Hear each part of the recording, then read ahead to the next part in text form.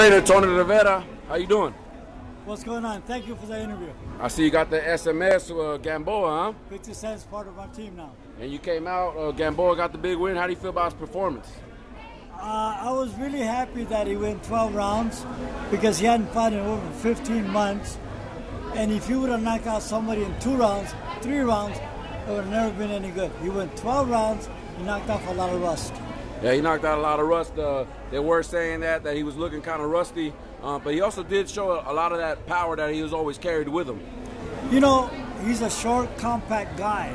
Those guys have power, and he does. There you go, popular Mr. Tony Riveria, man. He's a superstar out here in Vegas. Now, last night we were talking about you only work with champs, and you only work with people that are dedicated, right?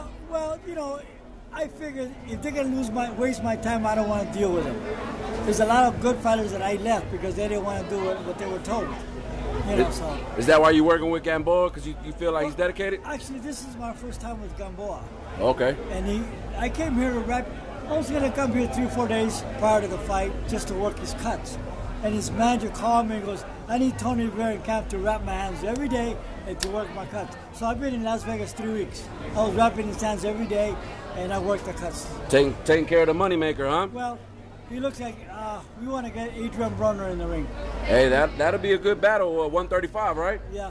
Well, you know, Broner needs to get tested. He hasn't fought nobody. There we go. Now, last night you were telling me about the Australian, right? Was it from Australia? Billy Dibb?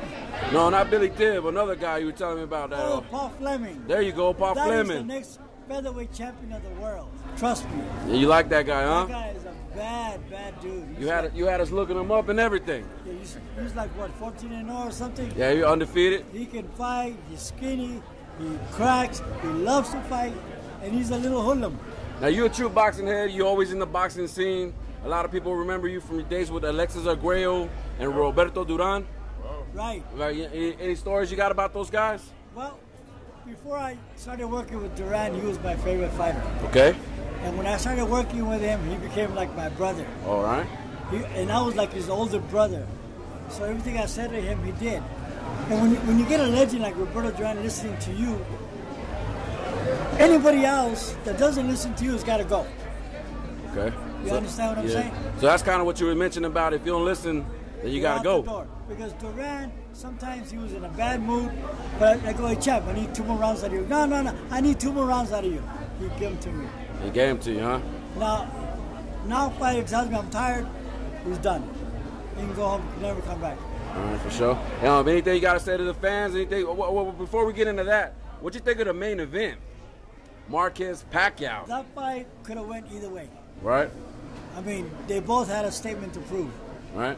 Marquez did it. He did that, and I think he silenced a lot of people because he put Pacquiao to sleep. It looked like it. That was one of the. Pacquiao got knocked out the way he knocked out Ricky Hatton. Ricky Hatton, exactly. And so it all comes around, you know. Come full circle. Manny, I love him to death. He's a very dear friend of mine.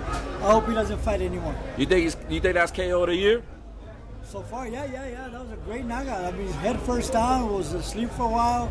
He went straight to the hospital.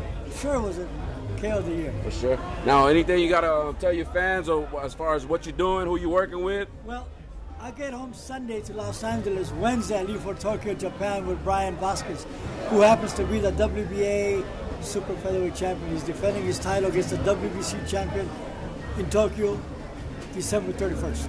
Well, there he is, Tony Riveria. He ain't no stranger to the boxing scene. He's been around boxing for years, got a lot of knowledge. So if you ever see this man, make sure you acknowledge and pay homage.